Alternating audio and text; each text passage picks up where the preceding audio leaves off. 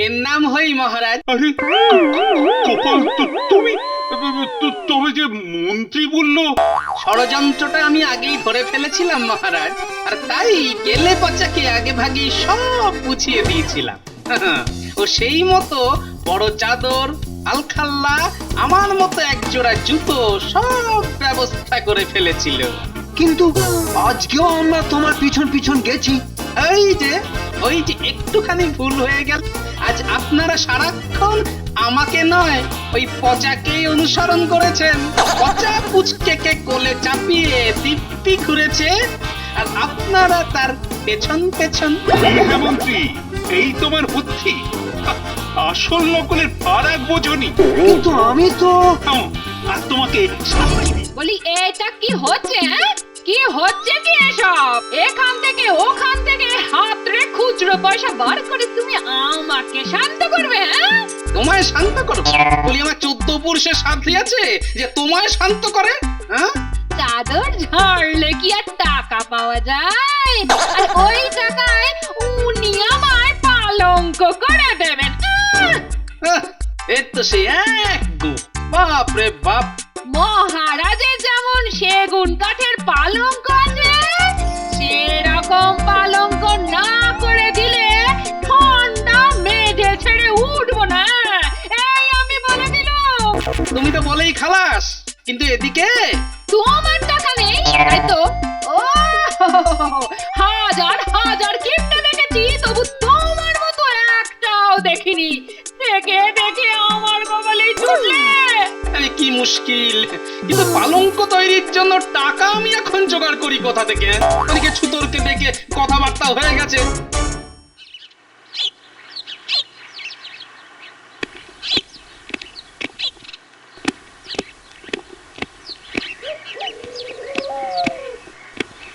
এই নিন মহারাজ, বেটা ছুতরকে একেবারে সামনে এনে হাজির করেছি।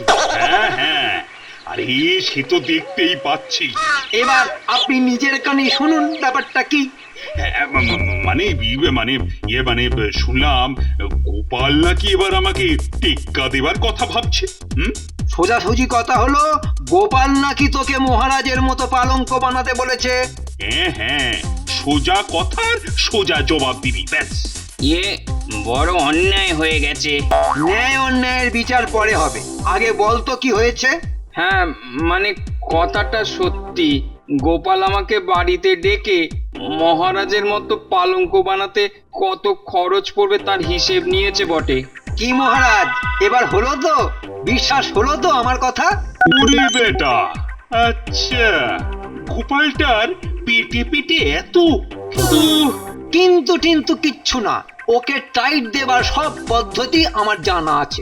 ও, তা শক্ত মন্দ নয়, পালঙ্ক বানাবে না? কান খাড়া করে শোন, নগদ পয়সা ছাড়া কোনো কাজ করবি না। আর পয়সাও কোথা থেকে জোগাড় করে আমিও সেটা দেখছি। এবার দাঁড়াও।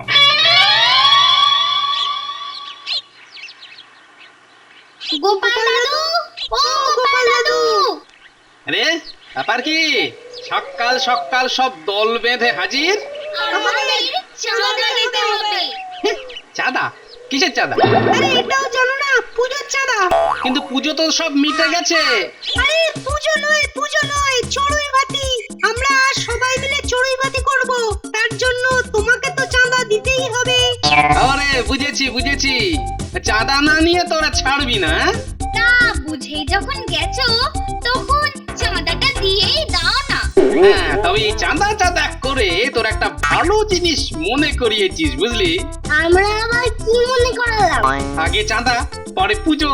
তার মানে আগে টাকার ব্যবস্থা, তারপরে কাজ। যা বাবা, চাঁদার কথা শুনে দাদুর আবার মাথা খারাপ হয়ে গেল নাকি? আমারও তো তাই মনে হচ্ছে রে। সব একেবারে ছকে ফেলেছি। ব্যাস, এবার তাহলে মহারাজের সামনে গিয়ে দাঁড়ালেই হবে। মহারাজের সামনে দাঁড়িয়ে তুমি কি করবে গোপাল দাদু? সেটা ঠিক সময়ে জানতে পারবি। ওই যে মহারাজ, গোপাল আসছে।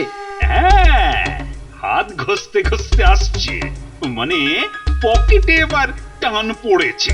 মহারাজ এবার নির্ঘাত আপনার সামনে হাত পাতবে। ও হাত পাতবে আর আমি অমনি ঠাক করে দিয়ে দেবো। তুমি একটু ভাবলে কি করে? হ্যাঁ মহারাজ, আপনার সঙ্গে আমার যে একটু বিশেষ দরকার ছিল। হ্যাঁ হ্যাঁ, বলে ফেলো বলে ফেলো। বলছিলাম যে মহারাজ, আমার আমার 2 মাসের বেতন যদি অগ্রিম দেবার ব্যবস্থা করেন। 2 মাস মানে 8 সপ্তাহ? 1 সপ্তাহে আবার তো 7-7টা দিন। না না, মহারাজের গতিক তো ঠিক সুবিধের ঠেকছে না। কি হলো, এখনো দাঁড়িয়ে রয়েছো? ওসব আগাম টাগাম কিচ্ছু হবে না। দেখছো না মহারাজ কি সব জটিল গণনা করছেন? ব্যাপারটা তাহলে এই, মন্ত্রী তার মানে মহারাজের কান ভারী করেছে। কিন্তু টাকা তো আমাকে জোগাড় করতেই হবে, সে যে করেই হোক। 7 দিন মাত্র? 7 দিনে 1 সপ্তাহ? হ্যাঁ মহারাজ, একদম ঠিক। ওই 7 দিনের মধ্যেই আমি টাকা জোগাড় করে ফেলবো। দরকার হলে আপনার দেওয়া হার পালাও বন্ধক রাখবো। হ্যাঁ, আরে বাস, তাই নাকি? ঠিক আছে, তবে বাজি থাক। আপনি কিচ্ছু ভাববেন না মহারাজ, আমি বাজি জিতে তবেই আপনাকে এই মুখ দেখাবো আমি। হ্যাঁ, পাল কিন্তু গভীর জলের মাছ মন্ত্রী। ও ওর নিঘাত কোনো ওই বন্দি ফিকির বার করবে।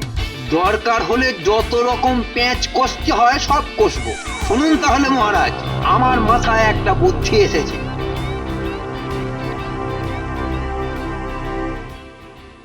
সবজি, তাজা সবজি আছে, কুমড়ো আছে, পটল আছে, পেঁপে আছে, সবজি চাই সবজি। ধার করিয়ে নিন, বটি, কাস্তে, কাঠারি, জংধরা, ছুরি সব সাম দিয়ে নিন। গাছ থেকে ঘষে বানিয়ে দেবো তরোয়াল, বটিকে বানিয়ে দেবো বর্ষা। ধার করে নিন, ধার করে নিন। একটা তরোয়াল বর্ষা বল্লম করে পুরোটা না আবার কেচিয়ে দেয়। বটি বটি দিয়েই কেটে ফেলুন তরকারি। বটি, ধারালো বটি। হ্যাঁ হ্যাঁ হ্যাঁ, ভুল বলছিলাম না। হ্যাঁ, ধার করান বটি, কাস্তে, কাঠারি, তরোয়াল এখানে পাওয়া যায় না। মথুরার তাজা পেরা, আহ বিশুদ্ধ ঘৃতম, যেন ঘ্রাণেনো কেলো বলেছি, অর্ধভোজন। গোপালের ওপর নজর রাখার বদলে পণ্ডিত যে সংস্কৃত শ্লোক আওড়াতে লেগেছে। গোপাল তোর বাড়িতে এলাম, দেখা পাইলাম না রে গোপাল। এই বুদ্ধি শুদ্ধি কি একেবারে লোপ পেয়ে গেছে? হ্যাঁ, কি যাতা গাইছো? ও এই রে, হ্যাঁ হ্যাঁ, কি যেন গাইবো? ও হ্যাঁ হ্যাঁ, বন্ধু একদিন তোর বাড়িতে আইলাম, দেখা পাইলাম না বন্ধু একদিন। সবাই সজাগ হয়ে গোপালের বাড়ির উপর নজর রাখো। যাও যাও, চারিদিকে ছড়িয়ে যাও।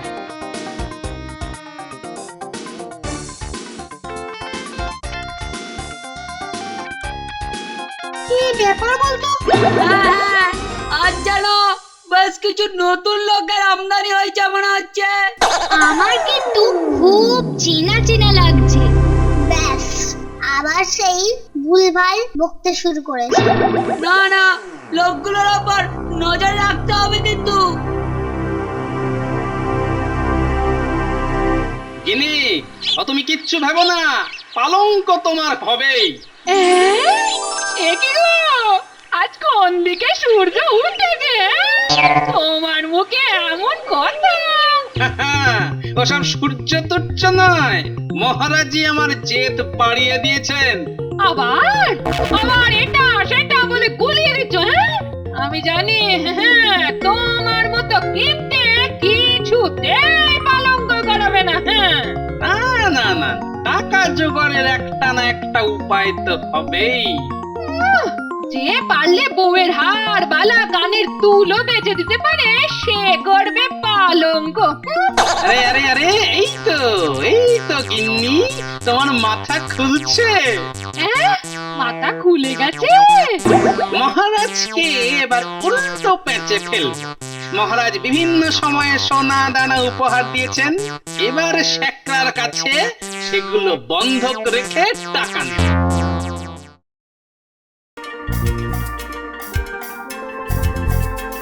আরে ওই তো বেরিয়েছে। তাহলে তাহলে আমরাও পেছন পেছন হাঁটা লাগাই। হ্যাঁ, কিন্তু খুব সাবধানে, ব্যাটা যেন কোনোভাবেই টের না পায়। ও মা, ওকে আমরা তাড়া করবো কেন? আমরা কি কুকুর নাকি? না, এবার একে বোঝাও। ও যত সব জোটেও আমার কপাল।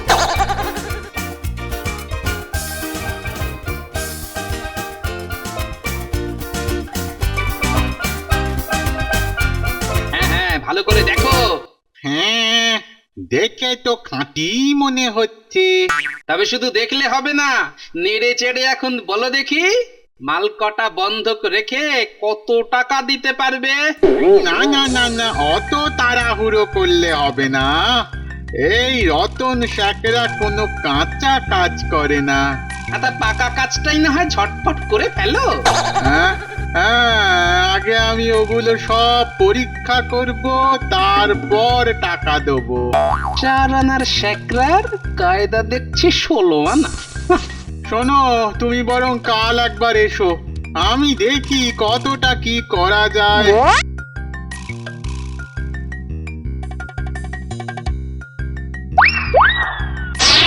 এই যে ভায়া, আমাদের চেনা চেনা ঠেকছে। মানে হ্যাঁ হ্যাঁ হ্যাঁ, কোথায় যেন দেখিছি। দেখাচ্ছি, হতভাগা আমায় চিনতে পারছো না? আরে আরে, এই যে মন্ত্রী মশাই। হ্যাঁ, যাক, এতক্ষণে তাহলে মাথাটা কাজ করছে। তবে শুনে রাখো, গোপাল যেন কোনো মতেই টাকা না পায়। আর যদি একবার আমাদের কানে যায় যে গোপালকে টাকা দিয়েছিস, তাহলে হ্যাঁ হ্যাঁ হ্যাঁ, বেশ বেশ বেশ, সব বুঝে গেছি। এই যে বাবা রতন, এবার পয়সাটা ছাড়ো দেখি। নয় নয় করে তো 3 দিন পার করে দিলে। কিন্তু এখনো তো ঠিক কতটা খাদ মেশানো আছে সেটা মাপা হয়নি। বটে, তাহলে এখনো মাপামাপি বাকি আছে। হ্যাঁ হ্যাঁ, তুমি বরং কালকের দিনটা বাদ দিয়ে পরশু দিন একবার এসো দেখি। বেটা আজকেও ডিগবাজি খেলো, হ্যাঁ? কিন্তু ব্যাপারটা কি?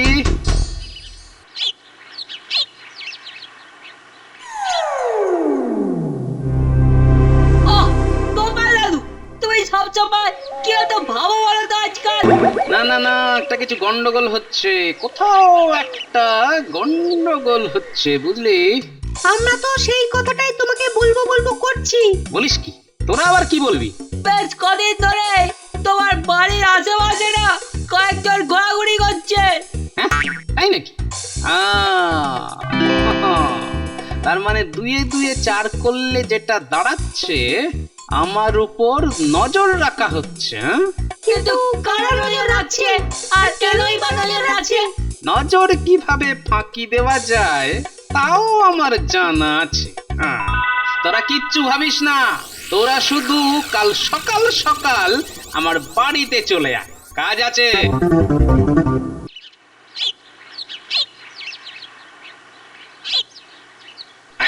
এই যে পচা, শোন শোন শোন, তোকে তোকে কটা কাজ করতে হবে। হ্যাঁ, হ্যাঁ হ্যাঁ, সে কাজ যেমনই হোক না কেন, এই পচা সব একেবারে নাইমে দেবেন।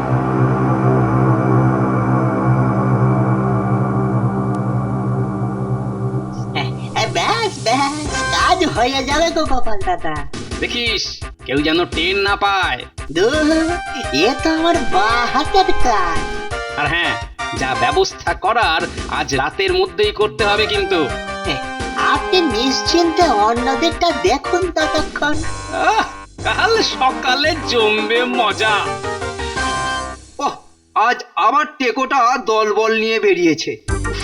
এটা মাথার মুখে এমন ভাবে কাপড় জড়িয়েছে, ভালো করে মুখটাও দেখতে পাচ্ছি না। মুখ দেখে কি হবে? ওর জ্বালার মতো পেটটা কেমন আগে আগে যাচ্ছে সেটাই দেখো। আরে আরে, এই দিক দিয়ে আবার কোথায় যাচ্ছে? আরে না না, ঘুরে আবার ওই শ্যাকরার দোকানেই যাবে। কিন্তু আজ যেন গোপাল অনেক বেশি ঘোরাঘুরি করছে। উফ, আর পারি না বাবা, আর কত পথ বাকি। হ্যাঁ, দেখো দেখো, সাবধানে, তাড়াতাড়ি পা চালিয়ে যেও। হ্যাঁ হ্যাঁ, ঠিক আছে ঠিক আছে। কে যে কোথায় আছে কে জানে।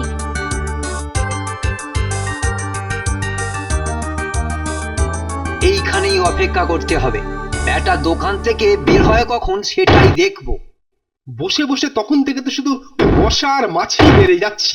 রাতে মশা দিনে মাছি এই নিয়ে বেঁচে আছি। ওরে কি জ্বালাতনে পড়লাম রে বাবা, একে গোপালের দেখা নেই, তার উপর আবার কবিতা। আমার মনে হচ্ছে গোপাল নির্ঘাত গা ঢাকা দিয়েছে। হ্যাঁ হ্যাঁ, মনে হয় অন্য দিক দিয়ে বেরিয়ে গেছে। চলো চলো, সবাই মিলে ওই শ্যাকরা বেটাকে ধরি।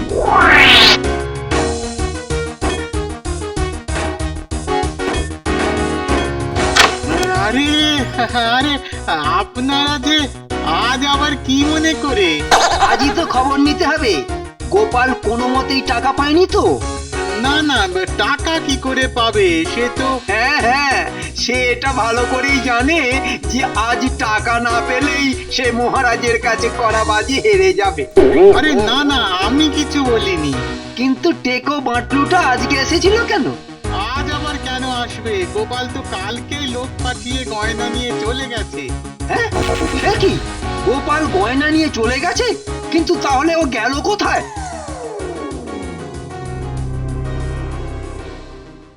মহারাজ, ব্যাস আর কোনো চিন্তা নেই, গোপাল বাজি হেরে গেছে। হ্যাঁ, বলো কি মন্ত্রী? কিন্তু এত সহজে সে তো মানে বাবা, আমাকে ফাঁকি দেবে? হ্যাঁ, কদিন ধরে ছদ্মবেশ খাটিয়ে এমন পিছু নিয়েছি যে ওর সব হাঁটা চলা সব মুখস্থ হয়ে গেছে। তাহলে বলছো গোপাল একেবারে হওয়া? একেবারে মামাল সমেত, আর কোনো কুল কিনারা না পেয়ে বন্ধক রাখার গয়নাই ফেরত নিয়ে গেছে। এর নাম হই মহারাজ। আরে গোপাল, তুমি তবে যে মন্ত্রী বললো ষড়যন্ত্রটা আমি আগেই ধরে ফেলেছিলাম মহারাজ, আর তাই গেলে পচাকে আগে ভাগেই সব বুঝিয়ে দিয়েছিলাম। ও সেই মতো বড় চাদর, আলখাল্লা, আমার মতো এক জোড়া জুতো সব ব্যবস্থা করে ফেলেছিল। কিন্তু আজকেও আমরা তোমার পিছন পিছন গেছি। ওই যে একটুখানি ভুল হয়ে গেল। আজ আপনারা সারাক্ষণ আমাকে নয়, ওই পচাকেই অনুসরণ করেছেন। পচা পুচকে কোলে চাপিয়ে দিব্যি ঘুরেছে, আর আপনারা তার পেছন পেছন। হ্যাঁ মন্ত্রী, এই তোমার বুদ্ধি। আসল নকলের ফারাক বোঝনি। কিন্তু আমি তো আর তোমাকে সাফাই দিতে হবে না। চল। তাহলে মহারাজ, টাকাগুলো একবার গুনে দেখে নিন। আমি কিন্তু আমার কথা রেখেছি। কিন্তু মানে তুমি কাণ্ড করলে কি করে বাবা? মানে টাকাটা এলো কোথা থেকে? পচাকে দিয়ে মন্ত্রী মশাইকে ব্যস্ত রেখে আমি সেই ফাঁকে নগরের বাইরের এক শেখরার কাছে গয়না বেচে টাকা নিয়ে এসেছি। সত্যি গোপাল, আজ আরেকবার প্রমাণ হলো বাকিরা যদি ওই ডালে ডালে চলে, তাহলে গোপাল চলে একেবারে পাতায় পাতায়। কত আচ্ছা ঘোল খাওয়ালো। হ্যাঁ, শোনো গোপাল, এবার আমি নিজে তোমাকে পালঙ্ক তৈরির জন্য টাকা দেব। আমি যাই, ছুতরকে গিন্নির পালঙ্কটার নকশা বুঝিয়ে দিতে হবে না?